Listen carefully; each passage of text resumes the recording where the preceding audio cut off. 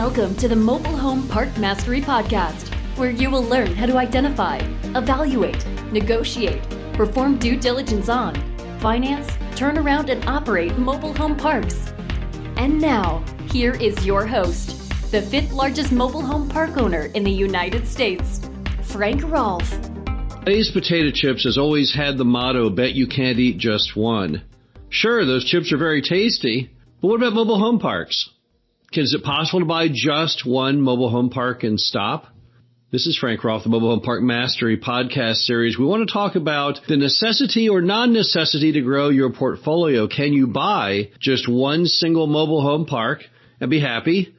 Or do you have to buy still more in order to ultimately find your happy place?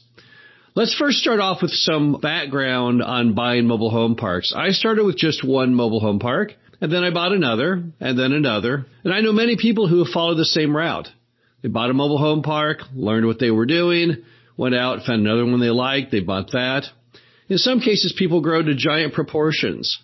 Dave and I are now roughly the 5th largest owners of mobile home parks in the U.S. And I know plenty of other people who, not quite as large as we are, still have extremely large portfolios.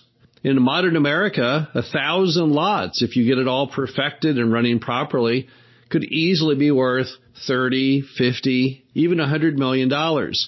So clearly there's big money at stake as you grow larger. But is it a necessity to do so? Well, let's go over some of the initial considerations you would want to review before you would buy that second park. Number one, what are your financial and lifestyle goals? I'm a huge advocate for the idea known as quality of life. To me, that's the one item that should be the largest meter on everybody's dashboard of how their life is going, yet that isn't always their number one focus. They become obsessed with the smaller little gauges, like how much money they're making. But that's really not it. Quality of life is key. Money is only one component. There are others. Relationships have been proven to be one of the most important parts of a high quality of life. And of course, health is way up there too. So based on your quality of life message that you're receiving from everything around you, all those little data sets of how things are going, does it tell you you need to buy another mobile home park, or is one sufficient? I know people who own just one mobile home park and are extremely happy with that. That mobile home park gives them that extra security blanket of income so they're not worried about their day job, or it allows them to buy certain luxuries that they really, really wanted, and so they're happy with that. So if you don't want to buy more than one, then I salute you for being honest with yourself if that's what works for your quality of life. So there's no reason you should ever have to go out and feel the need to buy another mobile home park. So if you are happy with one, then stick with one. Another consideration is the efficiency of adding on to your established systems. What happens traditionally is once you get in the business, once you learn how to do it all, once you're running that mobile home park, you realize, you know what?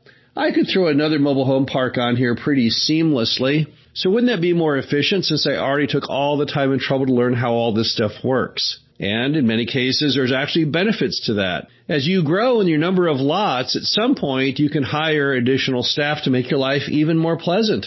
One of the most important moments in my career was when I got to 500 lots. Because at 500 lots, I felt I was financially capable of hiring somebody to interact with the managers and the residents other than myself.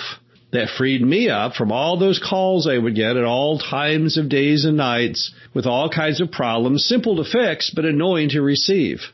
So sometimes you'll regain more time if you can grow large enough to add a little additional staff. So there's all kinds of efficiency issues to consider if you're going to grow, because it just might be by growing, life is happier for you.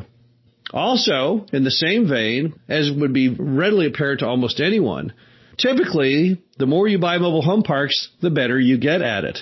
If you ask most people who have owned more than one mobile home park, gee, what was your best mobile home park purchase? It's rarely their first one. My first park was Glenhaven Mobile Home Park in Dallas, Texas. Was that the best park I ever bought? No. Was it in the top half? No. I got better at it. I realized from Glenhaven many of the attributes I wanted in future parks that Glenhaven didn't have.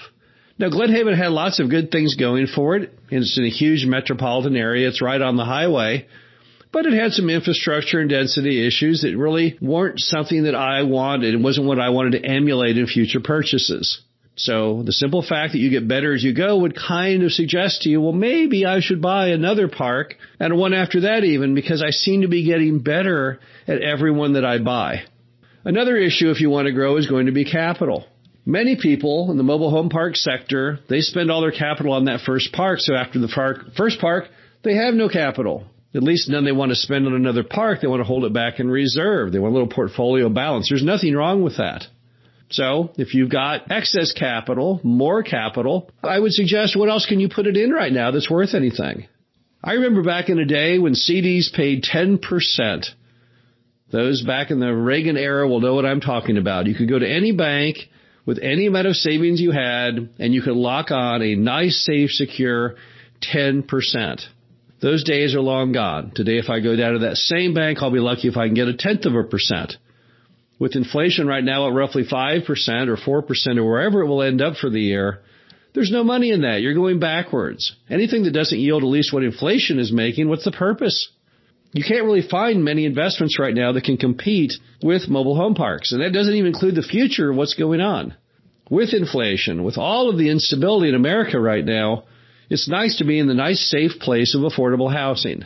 It's nice to be in an industry where there's no possibility of any more supply. It's nice to be in an industry where you can raise the rents up significantly and still be cheap.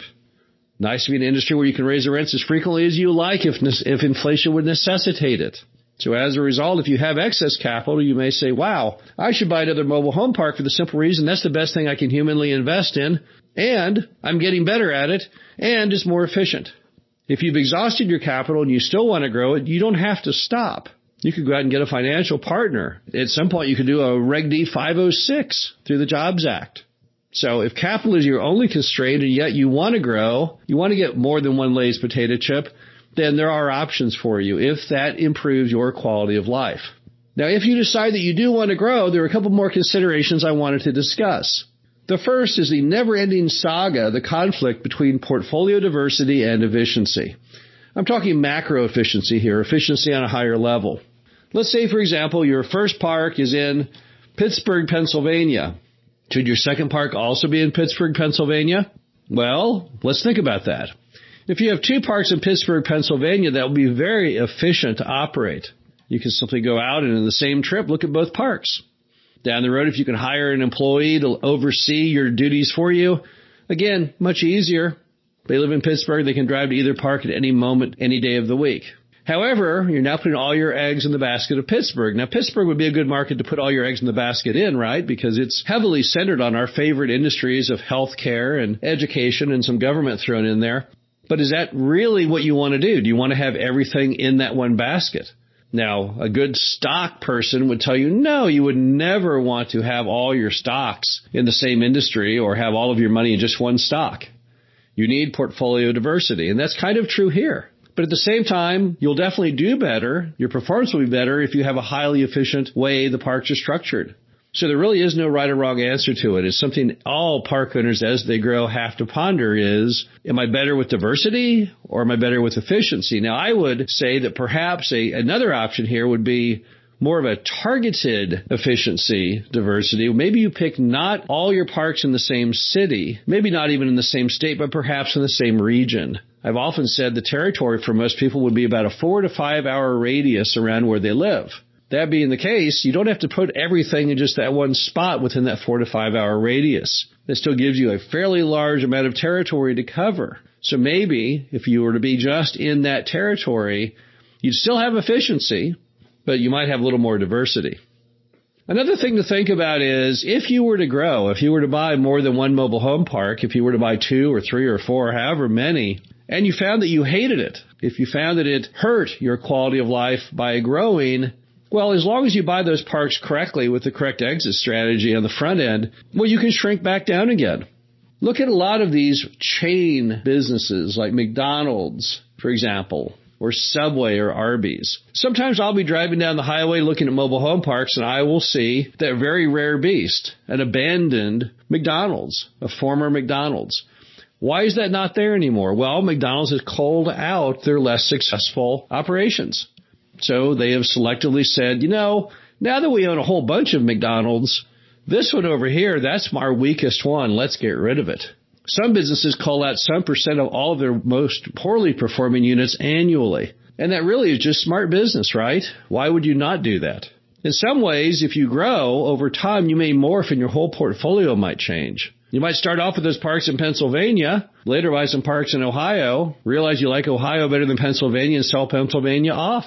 Or maybe along the way you get some great offers on the parks in Pennsylvania. You didn't think you were going to sell them to begin with, and then later now you've morphed again and changed the portfolio. All these portfolio parks are like living species. They're like having some kind of living organism, constantly changing and morphing, both on your customer base. Maybe when you buy the property and you bring it back to life and start bringing in newer homes, the customers change entirely. Price points change entirely. Rents change entirely. At the same time, communities are changing entirely. And then finally, your life is changing entirely. And again, as long as you keep your vision solely focused on that quality of life meter, then everything should work out just fine in the end. This is Frank Rolfe, the Mobile Home Park Mastery Podcast. Hope you enjoyed this. Talk to you again soon. Thank you for listening to the Mobile Home Park Mastery Podcast. Be sure to visit us at mhpmastery.com to subscribe to the show, read our show transcriptions, and access all of our great information on mobile home park investing.